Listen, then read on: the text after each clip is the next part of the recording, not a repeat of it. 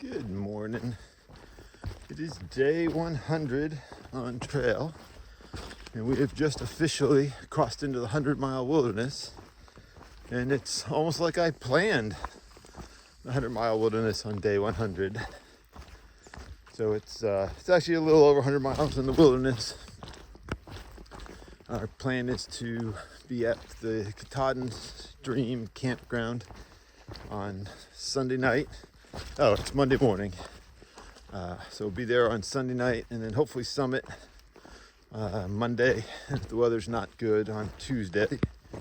We have parking passes that you need to get back in the park, as we're going to stay with my parents, who will be bringing me back home. So we are also doing the food drop, getting food dropped on Thursday afternoon. Had debated,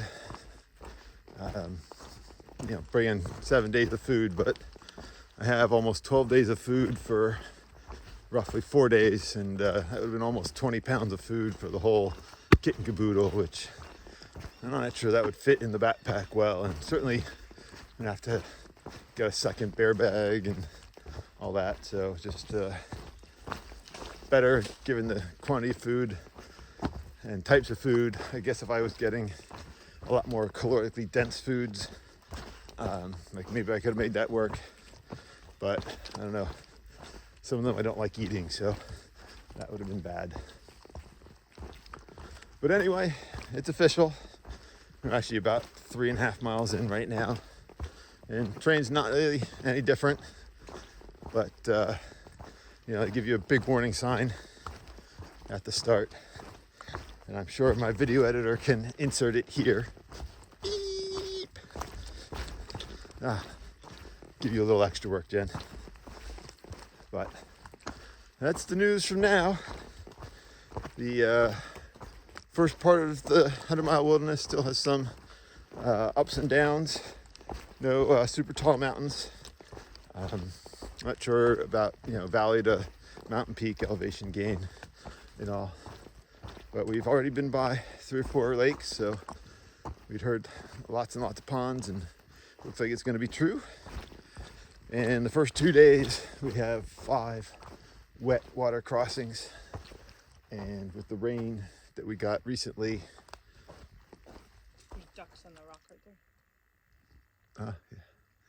So the rain we got recently, they were definitely up, but streams are coming back down, so hopefully it won't be too hard to cross. So just working our way out to the pond for hunting for moose. Anyway, ducky out.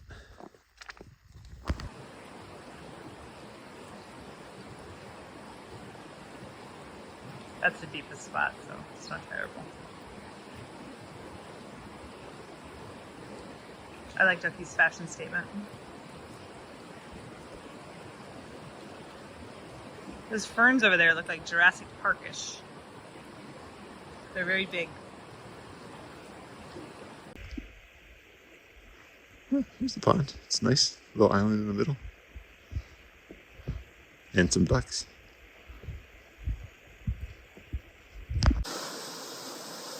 So we have a little bit of a waterfall here. And we're going to go downstream about a 1/4 mile and cross. So looks like it's not huge flow, so that's good. But it's one of these very nice gorges. Maybe we'll get a view from the bottom. A little bit further down, the whole cascading waterfall. Pretty nice. So this is another of our wet stream crossings. The bottom is probably very slippery.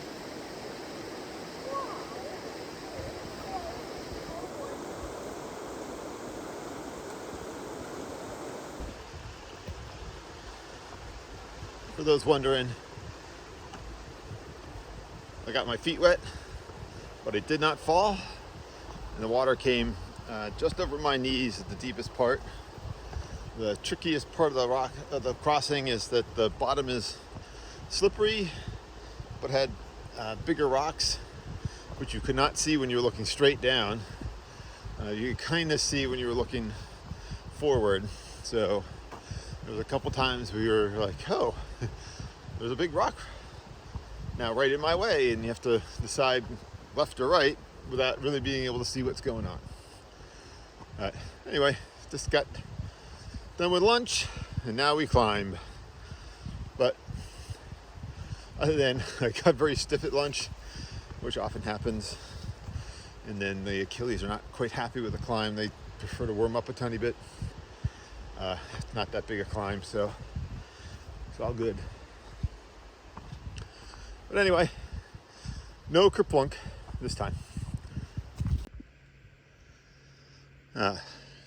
Might be the 100-mile wilderness, but there's logging roads, and this is probably my guess, logging train as well.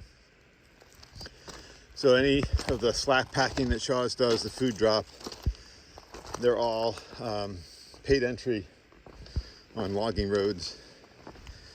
And apparently there's gatehouses or toll booths on a couple. And we just saw a pickup truck drive past us from this direction. And it stopped and went back. So I was hoping it might come back, but I don't know. Just made it this far and now back in the woods. And apparently there's been people that said you can hear the train, maybe from the shelter or stealth sites. But I'm not sure like why the train would blow a whistle. I don't know if you would necessarily hear the rumble of the train because the shelter is about 5 miles away. So by trail, it could be less by as the crow flies. So anyway, that's it. Interesting fun fact. Yeah. So this is all deadfall from beavers. And there's their dam.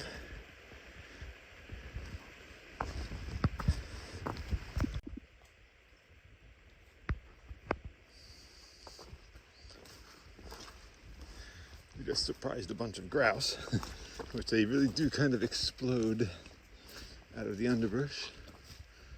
And let's see. So frogs are the newts of old. You see tons of frogs, big, little, and all. But we haven't seen newts in a long time. But there's frogs all over the trail these days. Another little easy stream across, and there's the waterfall down there.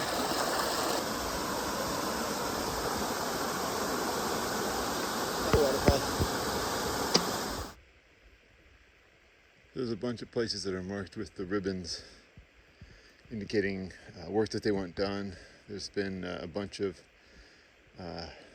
these logs which look like they were slabbed out here, probably with a chainsaw and stuff. So they are working out here, and we're right now about 12 miles in. Although I think there's a road in about 3 miles, so maybe it's not terrible to get to. But definitely there's effort involved when projects are far from a trailhead, far from road access, and now it's going to take multiple people, maybe multiple days. You got to figure out where to camp, stuff like that. So logistically, it is an issue sometimes to get work done on the trail.